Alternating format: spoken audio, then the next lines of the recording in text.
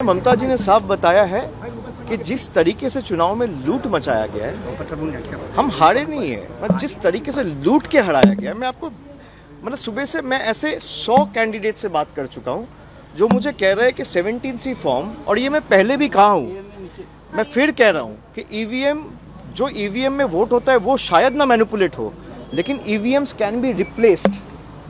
तो बहुत जगह से हमारे पास फीडबैक आया है और ये रिटर्निंग ऑफिसर को काउंटिंग वाले दिन पे जमा भी दिया गया है कि जिस ईवीएम पे वोट हुआ है, जब उसको काउंटिंग टेबल पे मैच कर रहे हैं तो सीरियल नंबर 17C के साथ मैच ही नहीं कर रहे। ऐसे 10 ईवीएम कल्याणी से आया है, मेमोरी से आया है और इनका सारा चिट्ठी जमा हुआ है।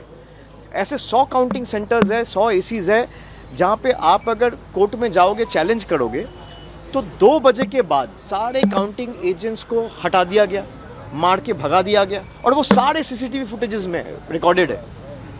आप मुझे बताइए, 2 बजे तक जहाँ पे 90% 80% काउंटिंग कंप्लीट होना चाहिए, आप कल टाइम स्टैम्प देख लीजिए इलेक्शन कमीशन का, दोपहर को 2 बजे तक, 2:30 बजे तक सिर्फ 3 राउंड 4 राउंड काउंटिंग हुआ था, और 20 राउंड बाकी है, कहीं 24 राउंड बाकी है, कहीं 25 राउंड बाकी है, कहीं 18 राउंड बाकी है। मतलब 10% 15% आपने काउंटिंग करके वो लीड दिखा दिया और माहौल ऐसा बना दिया मीडिया के सहायता से कि ये दिखाने के लिए कि बीजेपी जीत चुकी है। और जोर जबरदस्ती, वहां पे कोई स्टेट का आदमी था नहीं। आप जिसको बिठाए, काउंटिंग ऑब्जर्वर सेंटर का आदमी है, माइक्रो ऑब्जर्वर सेंटर का आदमी है, रिटर्निंग ऑफिसर इलेक्शन कमीशन ने बिठाया है, स्टेट के आदमी को हटा के अपने खास लोगों को बिठाया है। अच्छा, जो गार्ड कर रहे हैं दे आर पैरामिलिट्री फोर्सेस। तो सारे सेंटर के लोग, स्टेट का कोई है ही नहीं।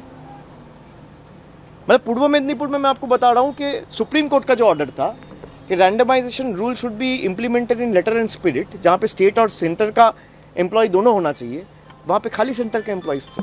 ऐसे कई काउंटिंग सेंटर्स है। तो जिस तरीके से लूट मचाया गया है, जोर जबरदस्ती, आपने पहले भाई तृणमूल और बीजेपी का वोट का फर्क क्या है? 32 लाख, 30 लाख को तो आपने पहले ही वोटर लिस्ट से निकाल दिया, 7 लाख नए वोटर्स ऐड किए, 10-15 लाख आपने काउंटिंग में मैनिपुलेशन किए। अगर भाई जनता के राय के ऊपर आपको भरोसा है तो आप सबको रखिए काउंटिंग सेंटर में, सबको वोट करने का ताकत दीजिए। लेकिन पीएम, आपको दिक्कत क्या है? सर पीएम ने तो कहा ये बंगाल का जनादेश है, तो क्या ये बंगाल का जनादेश आप नहीं मान रहे हैं? नहीं, अगर जनादेश है तो भाई आपने देखा ना, काउंटिंग सेंटर से तृणमूल के लोगों को भगाया गया मार के। वो सारे सीसीटीवी फुटेजेस रिलीज करे। भाई इलेक्शन कमीशन कुछ भी करता है तो आप लोगों को मीडिया में दे देता है रिएक्शन व्हाट्सएप ग्रुप में, तो सीसीटीवी फुटेजेस रिलीज कर दे कि काउंटिंग सेंटर में नहीं हुआ है, हम मान लेंगे जनादेश है। मेरा चैलेंज है कि सीसीटीवी फुटेज काउंटिंग सेंटर का मैं 100 ऐसे देता हूं आपको एसी, इलेक्शन कमीशन 10 रिलीज कर दे। काउंटिंग सेंटर का पूरा दिन का सीसीटीवी फुटेज, खास करके 12 बजे के बाद से 6 बजे तक का 6 घंटा का रिलीज कर दे। मैं आपको कंप्लेन का कॉपी देता हूं जहां पे 17C में जो ईवीएम रिकॉर्ड हुआ था और जो काउंटिंग टेबल में जो ईवीएम आया है, दोनों अलग मशीन है, सीरियल नंबर मैच ही नहीं कर रहे। मैं देता हूं आपको, चिट्ठी भेजता हूं मीडिया ग्रुप में अभी। और ये आज मैं नहीं दे रहा हूं, कल हमारे काउंटिंग एजेंसी आरओ को दिया है, जहां पे मान लीजिए वोटिंग मशीन्स, जो पूरा दिन आप ये कैमरा यूज कर रहे हो, बूम यूज कर रहे हो, भाई इसको आपको चार्ज तो करना पड़ता है। 12 घंटा मशीन यूज हुआ है, जिसका चार्ज खत्म हुआ 50%, 55%, 59%, 60%, 90% मशीन्स वेर 92%, 93%, 95% चार्ज। ये कैसे संभव है? तो जनादेश है तो आप ये सार्वजनिक कर दीजिए, हम मान लेंगे जनादेश है। और जनादेश चाहे तृणमूल को 80 सीट मिले, 8 सीट मिले, 100 मिले, 150 मिले या 2 मिले, भाई हम वो सर झुका के, लोग जो आदेश देंगे हम वो मानेंगे, और लोकतंत्र का यही खासियत है।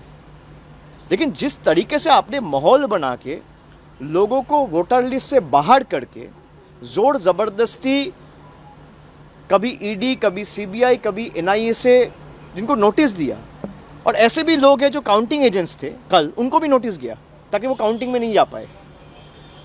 खाली आप चुनाव आयोग को बोलो कि भाई मैं 100 नाम देता हूं, आप 12 से लेके 6 बजे तक का सीसीटीवी फुटेज रिलीज कर दो। सीसीटीवी तो था ही, मैं गलत प्रूव हो जाऊंगा, आपके सामने आके माफी मांग लूंगा।